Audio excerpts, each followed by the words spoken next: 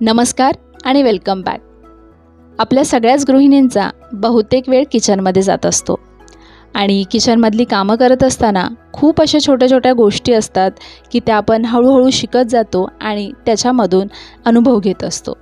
त्याचबरोबर आपल्या सगळ्याच गृहिणींकडे काही ना काहीतरी अशा टिप्स असतात की ज्या आपण रोजची रोज फॉलो करतो किंवा त्या आपण कायम जपण्याचा प्रयत्न करत असतो. तर आजच्या व्हिडिओमध्ये अशाच काही टिप्स मी तुमच्याबरोबर शेअर करणार आहे, तर व्हिडिओ शेवटपर्यंत नक्की पहा. चला तर मग व्हिडिओला सुरुवात करूया.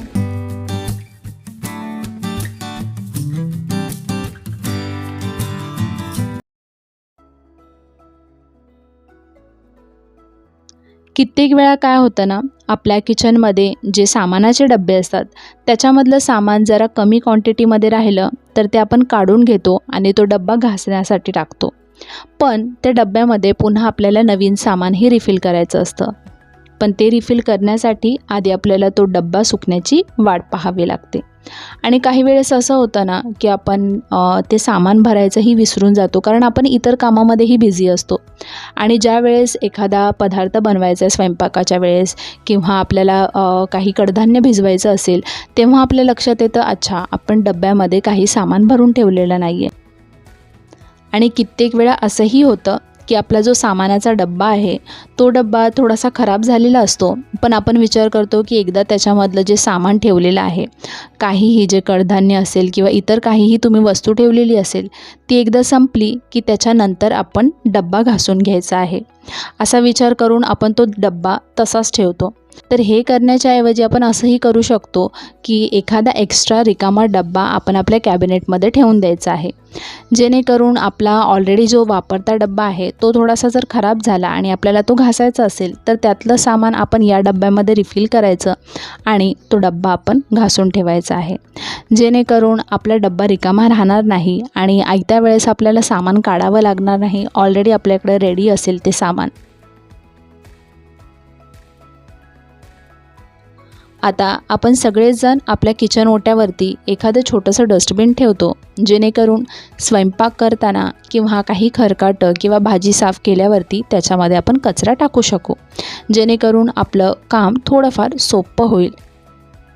तर काहीजण डस्टबिन ठेवतात, काहीजण पिशवी ठेवतात किंवा काहीजण एखादं भांडं ठेवतात ज्याच्यामध्ये कचरा जमा करता येईल. तर मी ना माझ्या सिंकच्या बाजूला अशी एक छोटीशी प्लास्टिकची वाटी ठेवलेली आहे, ज्याच्यामध्ये मी दरवेळेस स्वयंपाक करताना कचरा जमा करते. तर अशा प्रकारे एखादं आपण भांडं ठेवत असेल ना, तर हे खूप महत्त्वाचं आहे की ज्यावेळेस आपला स्वयंपाक होतो किंवा जे आपण काम करतो आहे ते काम झाल्यानंतर त्या वाटीमधला किंवा त्या भांड्यामधला जो काही कचरा आहे तो लगेच आपण डस्टबिनमध्ये टाकून द्यायचा आहे, जेणेकरून त्याच्या आजूबाजूला तिथे पाखरं फिरणार नाही. कारण जर एखादं आपण भांडं ठेवत असेल आणि त्याच्यामध्ये कचरा जमा करून ठेवत असेल, अख्खा दिवस जर आपण तसं ठेवलं ना, पूर्ण दिवस त्याच्यावरती खूप पाखरं बसतात आणि आजूबाजूलाही किचनमध्ये फिरकत राहतात आणि ते खूप अनहायजेनिक पण आहे आणि ते दिसायलाही खूप खराब दिसतं.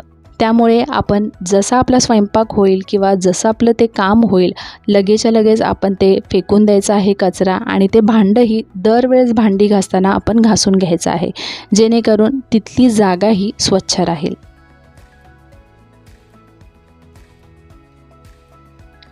आपल्या किचनमध्ये जर असा एखादा तारेचा ब्रश असेल ना, तर तो खूप उपयुक्त ठरतो.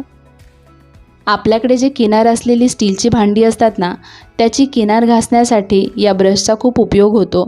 त्याचबरोबर तुमची जी गॅस शेगडी आहे ती जर स्टीलची असेल ना, त्याचे जे कॉर्नर्स असतात ते क्लीन करण्यासाठीही याचा चांगला उपयोग करता येतो. त्याचबरोबर आपल्या गॅस शेगडीला जी स्टीलची प्लेट अटॅच असते ना, त्याची किनार घासण्यासाठीही हे खूप उपयोगी पडतं. आपण गॅस स्वच्छ जरी केला तरी त्याच्या प्लेटच्या किनारीला ना थोडीफार घाण असतेच आणि ते आपल्याला या ब्रशने क्लीन करता येईल. आणि तुम्ही ते पाहू शकता, या प्लेटच्या बाजूला अजूनही किती घाण निघालेली आहे. तर अशा प्रकारे ना आपल्या किचनमध्ये आणखीन ही जी अशी नक्षीकाम केलेली स्टीलची भांडी असतात त्यालाही काही वेळेस मळ बसलेला असतो आणि ते काढणं अवघड पडतं. तर त्याच्यासाठीही या ब्रशचा तुम्ही वापर करू शकता.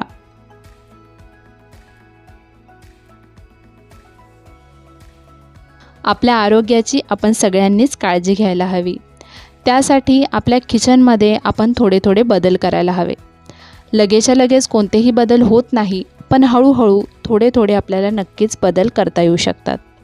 मीही माझ्या किचनमध्ये गेल्या काही वर्षांमधून हळूहळू थोडेसे बदल केलेले आहेत.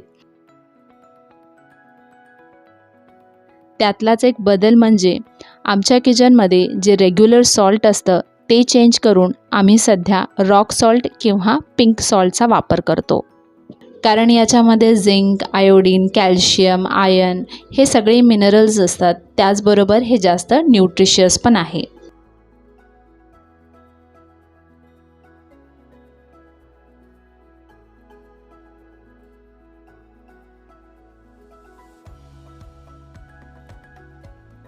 आपण सगळेजण आपल्या किचनमध्ये असा एखादा मसाल्याचा डब्बा ठेवत असाल, कारण स्वयंपाक करताना याच्यातून मसाले घ्यायला सोपं पडतं.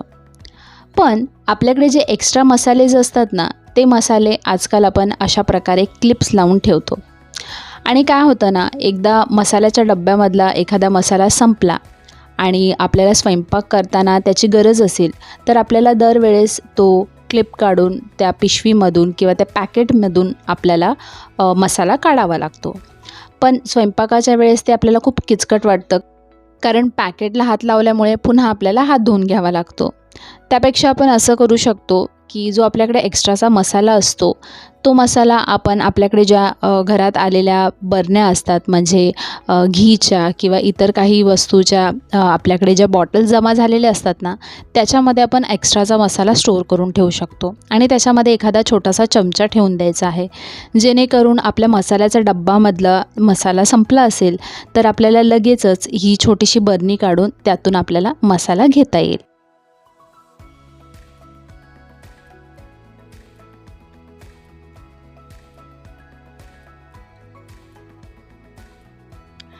काही वेळेस किचनमध्ये काम करत असताना चुकून आपला जो लायटर असतो, लायटरवरती पाणी पडलं जातं किंवा पाणी जिथे असेल त्या जागेवरती लायटर ठेवला जातो आणि त्यामुळे मग आपला लायटर लवकर चालू होत नाही. त्यासाठी आपल्याला काय करायचं आहे, सर्वात प्रथम तर आपल्या लायटरला चांगलं पुसून घ्यायचं आहे. त्यानंतर आपल्या किचनमध्ये जे काही गरम भांडं असेल किंवा आपण जर एखादी भाजी बनवलेली असेल तर त्याची झाकणी जी असते त्या झाकणीवरती आपण लायटर ठेवून द्यायचं आहे, जेणेकरून त्याची गरम वाफ या लायटरला लागेल आणि लायटर जरा लवकर सुकल्या जाईल. किंवा आपल्या शेगडीचा जो गॅस चालू आहे त्याच्या बाजूला लायटर ठेवून द्यायचा आहे, म्हणजे तिथली वाफ लायटरला लागेल.